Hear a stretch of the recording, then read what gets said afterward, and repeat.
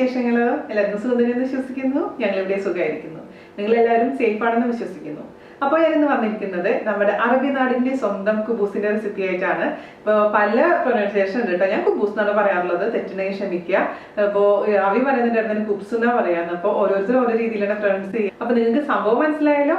അപ്പോൾ ഒരുപാട് റിക്വസ്റ്റ് എനിക്ക് വരുന്നുണ്ടായിരുന്നു. അപ്പൊ ഞാനിവിടെ ദുബായിൽ വന്ന് താമസിക്കാൻ തുടങ്ങിയിട്ട് ഇപ്പൊ 14 വർഷം കഴിഞ്ഞിട്ടുണ്ട്. ഇത്രയും കാലമായിട്ടും കുബൂസിന്റെ റെസിപ്പി ഇട്ടില്ല എന്ന് പറയുന്നത് മോശമാണ്. അപ്പൊ ഇനിയും വൈകിക്കേണ്ടെന്ന് വിചാരിച്ചു. പിന്നെ ഞാൻ എപ്പോഴും പറയാറുള്ള പോലെ തന്നെ ഓരോന്നിനും അതിൻ്റെതായ ഒരു ജാതകമുണ്ട്. ആ സമയത്ത് മാത്രമേ നമുക്ക് ചെയ്യാൻ തോന്നുകയുള്ളൂ. അപ്പോൾ ഇത് വളരെ എളുപ്പമാണ് തയ്യാറാക്കാൻ. നമ്മൾ പുറത്തുനിന്ന് വാങ്ങിക്കുന്ന പോലെ കമ്പയർ ചെയ്യേ പാടില്ല. കാരണം പുറത്തുനിന്ന് വാങ്ങിക്കുന്ന ബ്രെഡ് എന്ന് പറഞ്ഞാൽ കുറച്ച് റഫാണ്. എനിക്ക് എപ്പോഴും ഉപ്പുരസം ഫീൽ ചെയ്യാത്ത പോലെ തോന്നിയിട്ടുണ്ട്. അപ്പൊ നമ്മൾ ഉണ്ടാക്കുമ്പോൾ കുറച്ചും കൂടി സോഫ്റ്റ് ആയിട്ട് നല്ല ചൂടോട് കൂടി കഴിക്കാൻ പറ്റുന്ന അടിപൊളി ബ്രെഡ്, നമ്മുടെ പ്രവാസികളുടെ സ്വന്തം കുബൂസ്. അപ്പോൾ എല്ലാവരും തയ്യാറാക്കി നോക്കുക. അതിനുശേഷം അഭിപ്രായം പറയാൻ മറക്കരുത്. അപ്പോൾ ഒട്ടും താമസിച്ചാലും നമുക്ക് എങ്ങനെയാണ് ടേസ്റ്റി ആയിട്ടുള്ള കുബൂസ് തയ്യാറാക്കാം എന്ന് നോക്കിയിട്ട് വരാം. ഓക്കെ, അപ്പോൾ നമുക്ക് നിങ്ങൾ കുറേ നാളുകളായിട്ട് റിക്വസ്റ്റ് ചെയ്തിട്ടുള്ള കുബൂസ് ഉണ്ടാക്കാൻ തുടങ്ങാം. അതിനുവേണ്ടി ആദ്യം എന്താ ചെയ്യേണ്ടതെന്ന് വെച്ച് കഴിഞ്ഞാൽ ചെറു ചൂടുവെള്ളം എടുക്കുക. ഒരുപാട് ചൂടാവാൻ പാടില്ല കേട്ടോ. ചെറിയ ചൂടുവെള്ളം എടുത്തതിന് ശേഷം, അതായത് ഞാനിപ്പോൾ ഒരു 1/2 ഗ്ലാസ് പ്ലസ് 2 ടേബിൾ സ്പൂൺ വെള്ളം എടുത്ത് വെച്ചിട്ടുണ്ട്. അതിലോട്ട് നമുക്ക് 1/2 ടീസ്പൂൺ ഇൻസ്റ്റൻ്റ് ആയിട്ടുള്ള ഈസ്റ്റ് ചേർത്ത് കൊടുക്കാം. ഞാനിപ്പോൾ ഉപയോഗിക്കുന്നത് DSLൻ്റെ ഇൻസ്റ്റൻറ്റ് ഈസ്റ്റ് ആണ്. ഇത് നമുക്ക് ശരിക്കും പറഞ്ഞാൽ വെള്ളത്തിലിട്ടിട്ട് മിക്സ് ചെയ്ത് വെക്കേണ്ട ആവശ്യമില്ല. ഞാനത് ചെയ്യാറുണ്ട്. അപ്പോൾ നിങ്ങളുടെ കയ്യിൽ ഇതേപോലെ ഇൻസ്റ്റൻ്റ് ആയിട്ടുള്ള ഈസ്റ്റ് ഇല്ല എന്നുണ്ടെങ്കിൽ നമുക്ക് സാധാരണ ഈസ്റ്റ്, കുറച്ച് വലിയ മണികളായിട്ടുള്ള ഈസ്റ്റ് ഇല്ലേ, അത് വേണമെങ്കിലും സെയിം റെസിപ്പിക്ക് ഉപയോഗിക്കാം. ആ ഈസ്റ്റ് ആണെന്നുണ്ടെങ്കിൽ നമ്മളിപ്പോൾ ഞാനിത് 1/2 ടീസ്പൂണിന് പകരമായിട്ട് നിങ്ങൾ എടുക്കുമ്പോൾ 1 ടീസ്പൂൺ എടുക്കണം. മറ്റേ ചെറിയ കടുകുമണി വലിപ്പത്തിലുള്ള ഈസ്റ്റ് ആണെന്നുണ്ടെങ്കിൽ കേട്ടോ. അപ്പോൾ എപ്പോഴും അതൊന്ന് ശ്രദ്ധിക്കുക. ആ ചൂടുവെള്ളത്തിൽ കുറച്ച് പഞ്ചസാര ഇടുക. അതിനുശേഷം ഈസ്റ്റ് ഇട്ടിട്ട് ഒരു 10 മിനിറ്റ് വെക്കുക.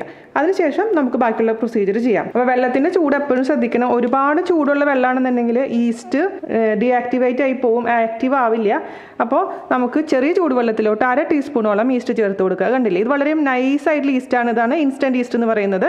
ഞാൻ പറഞ്ഞ പോലെ കടുകുമണി ഈസ്റ്റ് ആണെന്നുണ്ടെങ്കിൽ 1 ടീസ്പൂൺ ഇട്ട് കൊടുക്കണം കേട്ടോ. ഇനി ഇതിലോട്ട് നമുക്ക് ചേർത്ത് കൊടുക്കേണ്ടത് 1 ടേബിൾ സ്പൂണോളം പഞ്ചസാര.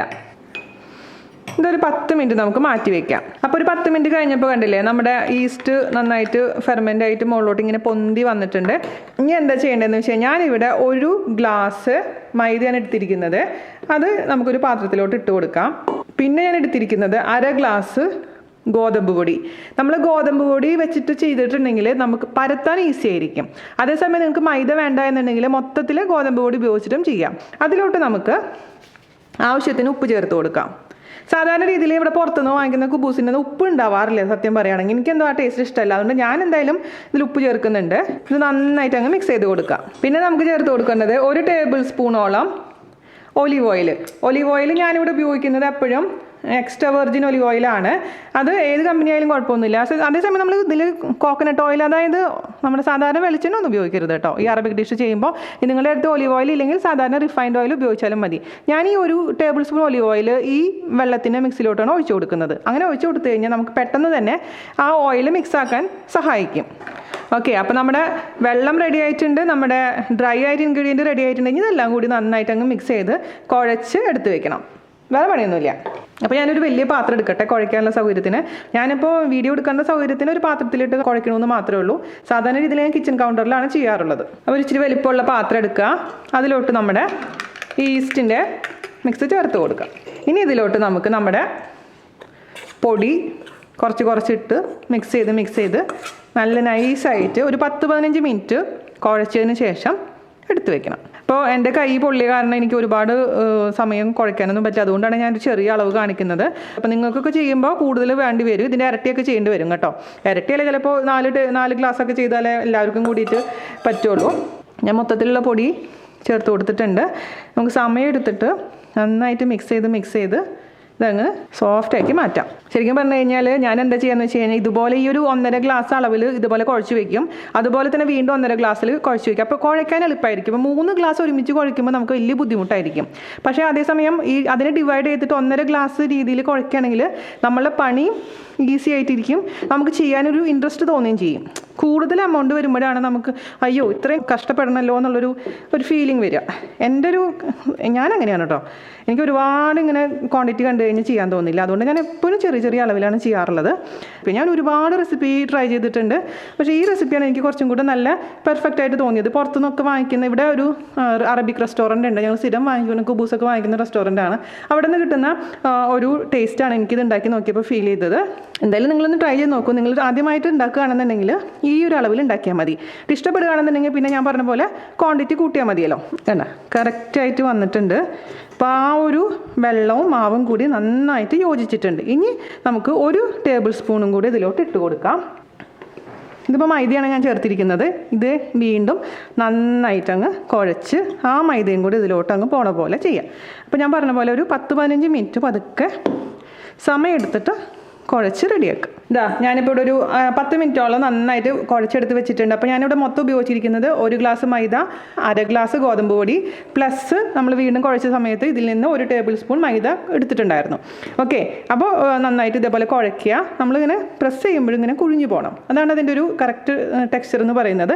ഇതിലോട്ട് നമുക്കിനി എന്താ ചെയ്യേണ്ടതെന്ന് വെച്ച് കഴിഞ്ഞാൽ കുറച്ച് ഒലിവ് ഓയിൽ ഒന്ന് സ്പ്രെഡ് ചെയ്ത് കൊടുക്കുക എല്ലാ ഭാഗത്തും.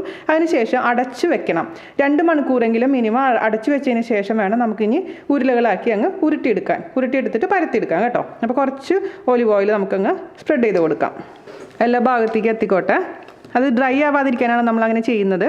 ഒലിവ് ഓയിൽ ഒഴിക്കണം എന്നൊന്നുമില്ല, ജസ്റ്റ് ഒന്ന് പുരട്ടി കൊടുത്താൽ മതി. അപ്പോൾ ഇതിങ്ങനെ ആയിട്ടുണ്ടല്ലോ. ഇനി നമുക്കിതൊരു 2 മണിക്കൂർ നേരം അടച്ചു വയ്ക്കുക. ആദ്യം തന്നെ ഒരു ടവൽ ഇതിൻ്റെ മുകളിൽ കൂടി ഇടുക. അതിനുശേഷം ഒരു പ്ലേറ്റ് എന്തെങ്കിലും പാത്രത്തിൻ്റെ അടപ്പ് വെച്ചിട്ട് അടച്ചതിന് ശേഷം 2 മണിക്കൂറിന് ശേഷം നമുക്ക് നോക്കാം. തണുപ്പുള്ള ക്ലൈമറ്റ് ആണെന്നുണ്ടെങ്കിൽ സമയം കൂടുതലെടുക്കും. അതേസമയം ഇപ്പോൾ വെച്ചാൽ നമ്മൾ അത്യാവശ്യം ചൂട് സമയമാണ്. അപ്പോൾ 2 മണിക്കൂറെങ്കിലും മതിയാകും. ഒരുപാട് ചൂടാണെങ്കിൽ 1 മണിക്കൂർ കൊണ്ട് തന്നെ നന്നായിട്ട് ഫെർമെൻ്റ് ആയിട്ടുണ്ടാവും. അപ്പോൾ നിങ്ങളുടെ ടെമ്പറേച്ചർ അനുസരിച്ച് ഇപ്പോൾ ഇതിൻ്റെ ഇരട്ടി ആവണമെന്നേ ഉള്ളൂ. മനസ്സിലായല്ലോ? അപ്പോൾ നമുക്ക് 2 മണിക്കൂറിന് ശേഷം നോക്കാം. അപ്പോൾ നമ്മുടെ മാവ് ജസ്റ്റ് ഇരട്ടിയായിട്ട് പൊന്തിയിട്ടുണ്ട്. ഇരട്ടിയില്ല, അതിനേക്കാളും കൂടുതലായിട്ടുണ്ട്. 2 മണിക്കൂർ നമ്മളിത് അടച്ചു വെച്ചിട്ടുണ്ടായിരുന്നു. വുഡിൻ്റെ കട്ടിംഗ് ബോർഡിലോട്ടാണ് ഇട്ട് കൊടുത്തിരിക്കുന്നത് കേട്ടോ. ഇനി വീണ്ടും നന്നായിട്ടൊന്ന് കുഴച്ചെടുക്കുക. അപ്പോൾ നിങ്ങൾ കിച്ചൺ കൗണ്ടറിൽ ചെയ്യുന്നതായിരിക്കും കുറച്ചും കൂടെ നല്ലത് കേട്ടോ. അപ്പോൾ നിങ്ങളിത് ഇരട്ടി എമൗണ്ടിലൊക്കെ ചെയ്യുകയാണെന്നുണ്ടെങ്കിൽ ഈസ്റ്റിൻ്റെ അളവ് കൂട്ടണം, അതിനനുസരിച്ച് മാറ്റം വരുത്തണം.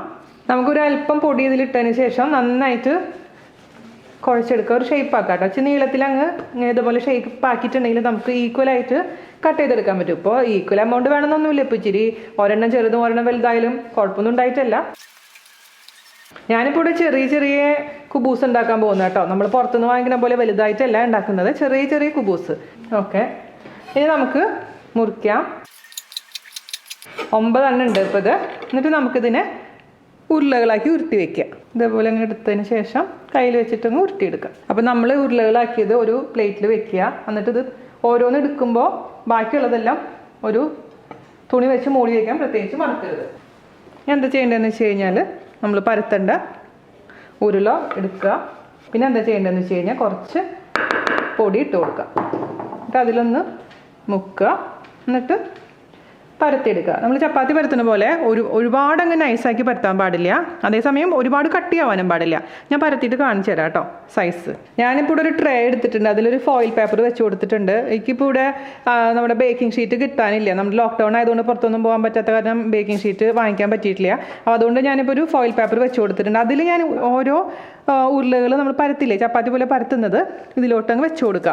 നിങ്ങളുടെ അടുത്ത് എന്ത് പാത്രമാണോ അല്ലെങ്കിൽ നിങ്ങൾ ഇതിൻ്റെ മേലെ വെച്ച് കൊടുത്താലും മതി കേട്ടോ. കിച്ചൺ കൗണ്ടറിൽ വെച്ച് കൊടുത്താലും മതി. എന്നിട്ട് ഓരോന്ന് വെച്ച് കൊടുത്തിട്ട് ഒന്ന് മൂടിയിട്ട് 30 മിനിറ്റ് വെക്കണം റെസ്റ്റ് ചെയ്യാൻ വേണ്ടിയിട്ട്. 30 മിനിറ്റ് റെസ്റ്റ് ചെയ്യാൻ വെച്ചതിന് ശേഷം മാത്രമേ നമ്മൾ ഉണ്ടാക്കിയെടുക്കാൻ പാടുള്ളൂ കേട്ടോ. അപ്പോൾ മൊത്തത്തിൽ 2 മണിക്കൂർ ആദ്യം റെസ്റ്റ് ചെയ്യുക, പിന്നെ അരമണിക്കൂർ, അങ്ങനെ 2.5 മണിക്കൂർ.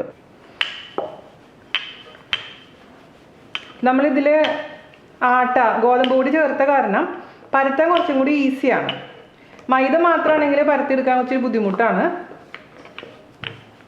ഞാൻ പറഞ്ഞില്ല, ഞാനിവിടെ ചെറിയ സൈസിലാണ് ചെയ്യുന്നത്, ഒരുപാട് വലുതാക്കിയിട്ടല്ല. കാരണം കൈ വയ്യാത്ത കാരണം ഒരുപാട് സ്ട്രെയിൻ എടുക്കാൻ പറ്റുന്നില്ല.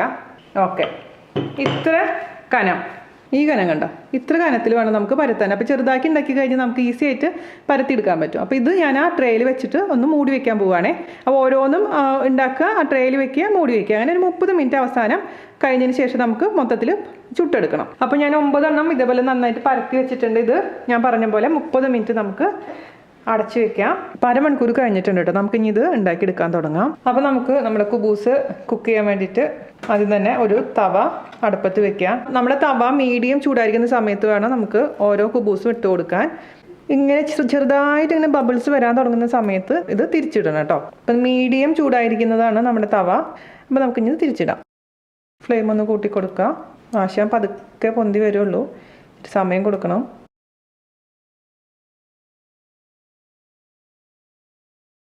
ഇപ്പം മൊത്തത്തിൽ പൊന്തി വന്നിട്ടുണ്ട്. നമുക്കിനി ഇത് തിരിച്ചിടാം.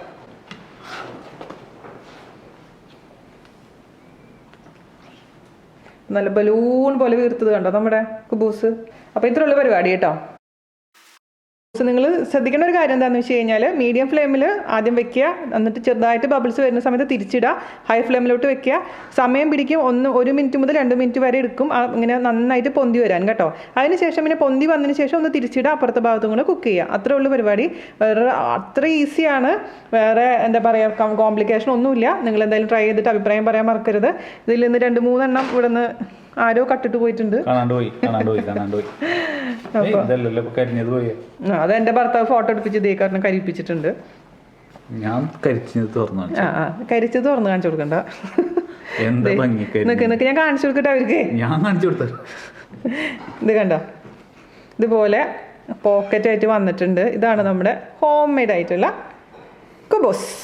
ഇനിയിപ്പോ അവര് പറയും ദേ ചേട്ടൻ കരിച്ചു. എന്റെ പോക്കറ്റിന്റെ അത്ര ഇങ്ങോട്ട് കാണിച്ചു കൊടുക്കും. അത് കരിച്ച പോക്കറ്റ് അല്ലേ? കരിച്ച പോക്കറ്റ്. ഫോട്ടോ എടുത്ത് അതിന്റെ മുകളിൽ ഇരുന്ന് കരിച്ചു. അപ്പം ഇതുപോലെ നന്നായിട്ട് പൊന്തി വരുമ്പോൾ 2 ലെയർ ആകും, പോക്കറ്റ് ആവും. ഇത്രയുള്ള പരിപാടി. സിമ്പിളാണ്, ഈസിയാണ്.